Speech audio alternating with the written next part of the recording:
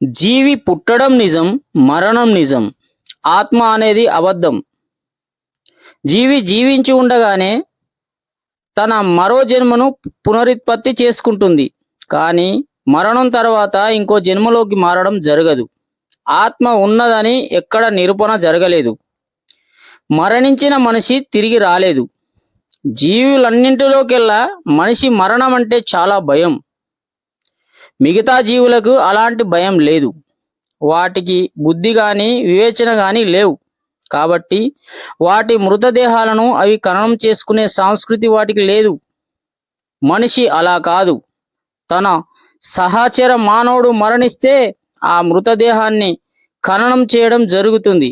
ఆ సమయంలో మనిషి యొక్క మృతదేహం మంటల్లో కాలి బూడిదవుతుంటే లేదా మట్టిలో పూడ్చిపెడుతుంటే తన సహచర మానవులు దుఃఖసాగరంలో మునిగిపోతారు.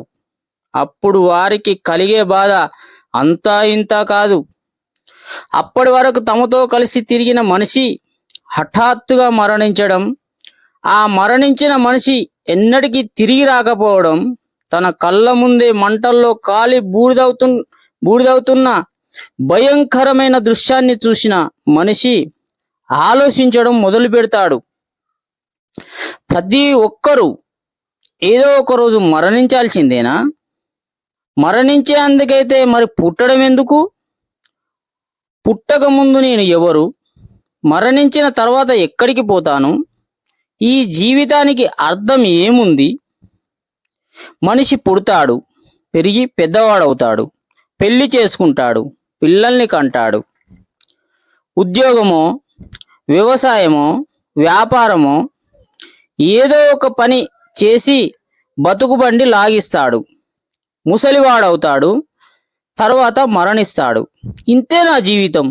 మరణించిన వాడు తిరిగి రావడం లేదు, కళ్ళ ముందే మట్టిలో కలిసిపోతున్నాడు.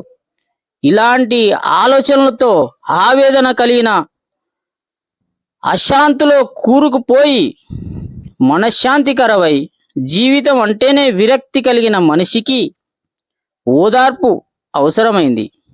అలా ఓదార్పుకై పుట్టిందే ఆత్మ. ఆత్మ శాశ్వతమైనది, నిత్యమైనది, సత్యమైనది. దానికి అంతమనేదే లేదు.